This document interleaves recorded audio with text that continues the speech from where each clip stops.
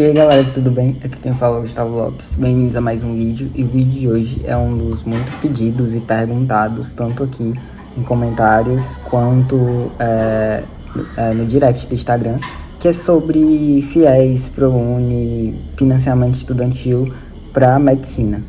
No caso, vou estar falando em relação à medicina das universidades de Fortaleza, porque são as que eu tenho mais contato, né? Claro que vão existir outras universidades que funcionam com outros tipos de sistema do que os que daqui funcionam. E por que eu falo isso? Eu vou ser bem direto e rápido nesse vídeo, porque eu não tenho tanto conhecimento sobre o assunto. Eu fui pegar com amigos que fazem isso daqui e eles de bom grado me falaram, me explicaram tudo bem direitinho e eu vou estar repassando algumas informações para vocês. Mas há um tempo, há uns anos, assim, coisa de uns 10 anos atrás, tanto na Unifor quanto na Unicristos, que são as particulares de referência daqui de Fortaleza, elas tinham e aceitavam fiéis, por exemplo. E hoje já não aceitam mais. E eu tô falando da medicina, certo, gente? Eu não tô falando dos outros cursos. Os outros cursos ainda existem, fiéis, ProUni, entre outras coisas. Mas em se tratando de medicina, não mais. E na realidade da Unifor, por exemplo, que é a que eu faço, não existe mais nem fiéis, nem ProUni, que é aquele que você usa as notas do Enem e coloca e tenta, né, de acordo com o corte, para ter um certo nível ali de financiamento, desconto, né, no caso do ProUni, que é bolsas de 50% ou de 100%. Até uns anos atrás, a Unicristos aceitava o ProUni. Hoje, se eu não me engano, nem mais a Unifor, nem a Unicristos, e se a Unicristos aceitar, se eu não me engano, é uma vaga, mas eu acredito que não mais, aceitam ProUni.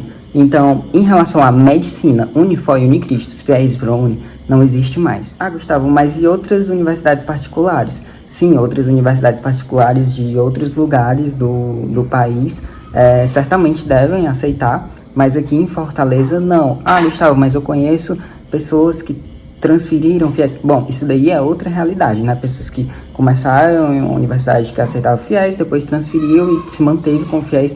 Bom, isso daí é uma raridade, é algo à parte. Não tem a ver com o acesso direto. Por exemplo, eu vou me inscrever no fiéis para medicina na Unifor. Não tem mais.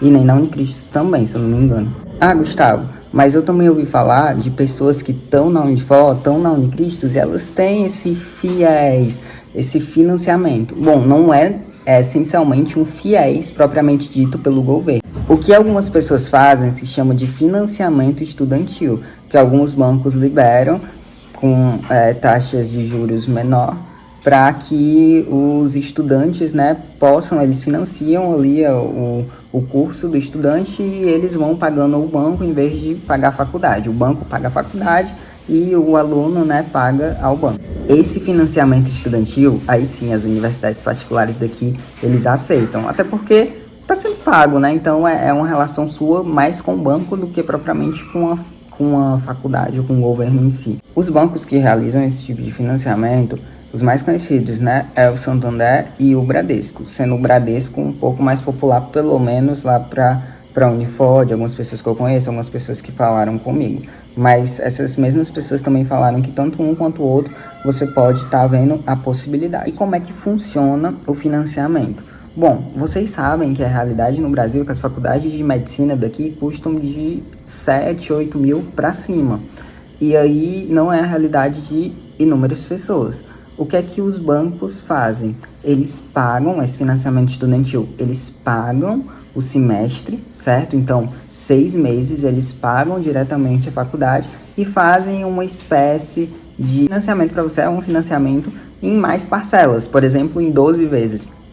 Em vez de você pagar aquele semestre em 6 vezes, você paga ele em 12 vezes, por exemplo, tá entendendo? Certo, Gustavo, entendi. Mas aí, quando eu for pro próximo semestre, eu ainda vou estar pagando o semestre anterior? Sim. Aí eles vão dar uma espécie de carência, mas é aí que vai vir juros sobre juros, né? Aí que vai crescendo aquela bola de neve. Então, a grosso modo, explicando um pouco para vocês como é que funciona, se você faz o financiamento no primeiro semestre, no S1, por exemplo, e aí você vai estar pagando ali, você financiou com o banco paga ali o semestre, a sua universidade, e vai cobrar para você um valor que não chega a ser o valor da mensalidade. Na verdade, chega a ser metade ou algo do tipo. Vamos supor que a sua faculdade custe R$9.000 e você está pagando ao banco pelo financiamento estudantil R$ 4.200 mensais. Só que você vai ter que pagar isso em 12 vezes, tá entendendo? E não em 6, né? Que seria equivalente ao semestre. E aí, para o próximo semestre, você ainda vai estar pagando o do anterior. Aí, o que é que eles fazem? Fazem uma carência de 6 meses, você financia para o próximo semestre, mas em vez de você estar pagando 4.200, como pagava no S1, no S2 você já vai estar pagando coisa de 4.800, R$ 5.000, e a cada semestre vai subindo, a ponto que chega uma hora que talvez o valor até ultrapasse o próprio valor da mensalidade da faculdade em si. E a outra coisa é que o valor pago na faculdade, ele se flexibiliza para mal, né, para os alunos, ou seja, ele aumenta. Então, por exemplo, a sua faculdade começou com você no S1 pagando R$ 8.000, e aí quando você chega no S3, o valor da universidade já está R$ 9.000, entendeu? Então, o financiamento vai acompanhar claramente esse aumento, porque o banco vai estar pagando o seu semestre. E todo semestre você vai ter que renovar o contrato. Você não faz um contrato de pagamento do curso inteiro. Ah, eu vou pagar os 6 anos de medicina inteiro. Não, você renova a cada semestre. Tá, Gustavo, mas o que é que eu preciso para dar início a esse financiamento? Bom, você precisa de fiador. O fiador, se eu não me engano, pode entrar mais de uma pessoa ali na cotação da renda. E tem um corte, né, de renda, se eu não me engano, 3 vezes ou 2,5 vezes o valor da mensalidade. Mas existe uma cota, claro, um financiamento, o banco precisa assegurar de que de alguma maneira você vai pagá-lo. Eu não sei se eles aceitam por questão de imóvel ou coisa do tipo, porque eu já ouvi falar sobre, mas enfim, isso daí é tratado em relação ao banco individualizado. Eles fazem a análise, né, da questão do fiador, funciona no mesmo esquema de um financiamento, só que em vez de você, por exemplo, financiar uma casa que é, sei lá, R$ 500.000, você vai financiar um semestre, né, que geraria em torno ali de o quê? Uns R$ 50.000, arredondando, né, fazendo arredondamentos. Então, nesse primeiro passo vai existir, né, o contato com o banco, a organização em relação ao fiador, em relação à segurança do banco, assim, por assim dizer, em relação a você estar sendo um fiador legal diante deles, né? Um fiador que dá certo. E o banco pode negar? Pode. Mas o banco pode negar depois que eu já consegui um semestre? Pode. Isso daí também é um perigo. Por exemplo, você começa o S1, certo? E faz o financiamento estudantil já no S1. E aí no S2 você consegue renovar o financiamento, e no S3, por algum motivo, questão do fiador, ou então surgiu algum imprevisto, o banco nega o seu financiamento. E aí vai ficar aquela dívida e você vai ter que arcar com a continuação, né, da universidade, pagando o valor integral da universidade. Então acaba que ficando uma coisa um pouco ruim para quem é negado, por exemplo, em uma renovação e se preparou para aquilo dali. Mas, na verdade, conversando com as pessoas que realizam financiamento, algumas delas também passaram questões de conselhos, e uma delas falou justamente sobre essa questão do planejamento. Falaram que uma coisa importante é você justamente ter um planejamento, um preparo para aquilo. Você não vai começar a fazer um financiamento do nada, sem ter uma renda, sem ter um dinheiro ali seguro, né, para algum imprevisto ou algo do tipo, nem que seja ajuda familiar, ou seja lá o que for, você vai ter que ter alguma estratégia para aquilo ali, porque vai que uma hora acaba não dando certo, né, a renovação, você tem 12 semestres aí para renovar, então acaba sendo alguma questão de planejamento. Foi até um conselho que deram, depois eu vou falar outro. Mas Gustavo, então eu posso contratar a qualquer hora? Sim, você pode contratar a qualquer hora. Vamos supor, você fez o primeiro, o segundo e o terceiro semestre pagando inteiramente a universidade, plenamente. Só que quando você for iniciar o seu quarto semestre, o negócio apertou,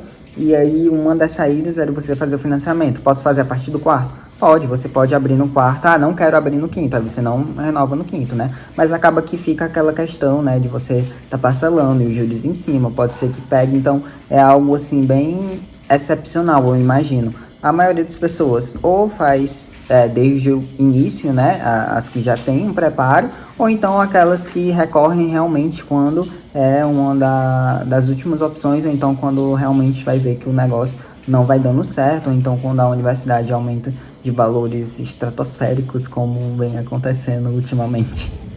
Sim, Gustavo. Então, apesar desses juros todos, dessas taxas e dessa questão de contratação, vale a pena fazer o financiamento ou não? Bom, como eu disse, né, eu conversei com algumas pessoas e algumas delas acreditam que sim, mas elas colocam alguns pontos, né? E um deles é a questão do planejamento familiar. Gente, esses valores que saem, querendo ou não, mexem na estrutura, né? A não ser que você seja uma pessoa de uma família extremamente rica e não pese para você estar pagando 8, 9, 10 mil reais no mês. Mas para a maioria pesa e bastante. Então, um planejamento familiar é muito importante e colocam isso também na questão do financiamento, porque, como eu falei, no semestre começa 4.200, 4.800, 5.000, 6.000 e às vezes ultrapassa até o valor, né? Conforme for decorrendo o semestres. E aí, depois que você terminar a faculdade, você vai ter que dar uma raladinha ali para pagar, né? Porque você termina a faculdade e vai ter ainda uma parte da dívida. Então, você tem que dar aquela suada. Então, um planejamento familiar desde o começo é algo que foi apontado como essencial e que de fato né? Tanto para quem faz financiamento, quanto até mesmo para quem não faz financiamento. Não tem como você tirar, né, esse valor que é líquido, né?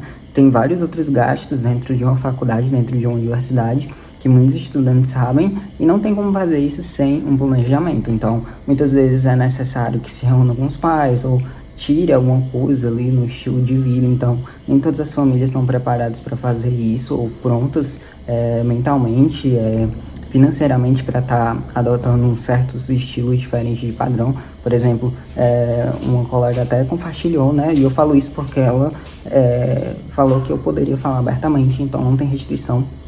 Então ela disse que começou com a família dela, então eles tiveram que, por exemplo, viajar menos, tiveram que se conter um pouco mais em relação a compras, e isso foi algo acordado, né, entre toda a família, não foi algo que pesa e tudo mais sobre uma pessoa, sobre outra pessoa. Então o planejamento familiar, tanto financeiro quanto mental e de questão de estilo de vida e tudo mais, é essencial caso você tenha uma certa dificuldade para pagar esses valores. O outro ponto é você ter uma visão financeira, então já de questão de investimento, de poupança, de guardar dinheiro para caso ocorra algum imprevisto, né?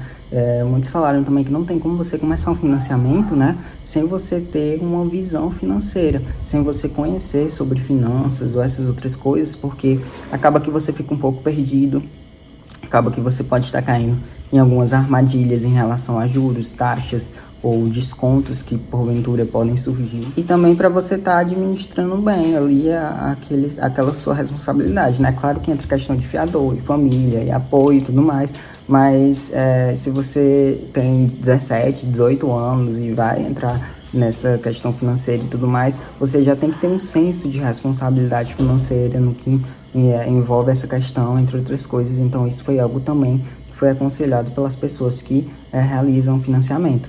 E se vale a pena ou não, bom, se for o seu sonho, se não tiver outra maneira, né? Se você tiver tendo muita dificuldade para entrar em uma pública ou não quer fazer uma pública, quer fazer particular, tem gente que pensa dessa maneira, e quer realizar o seu sonho, né? A medicina é o seu sonho de formação e tudo mais.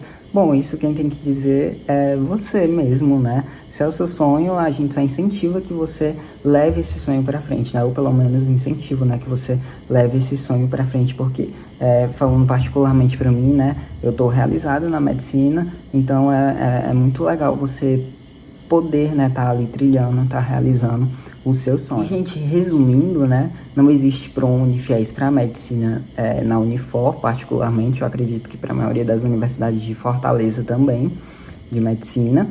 E existe o financiamento estudantil, mais conhecido pelo Bradesco e pelo Santander também. E ele ocorre daquela forma como eu expliquei, né? De fiador, juros, a semestralidade, a questão da carência. O banco paga o semestre, algumas universidades como a Unifor dão desconto se você pagar o semestre, então você paga com o valor do desconto. E tem aquela questão de renovar a contratação a cada semestre. Você pode contratar em semestre isolado, se for o caso, ou renovar o contrato todo semestre. e eles dão aquela carência para você pagar em como se fossem 12 vezes, o que seria em 6 vezes. Isso é só um exemplo, tá?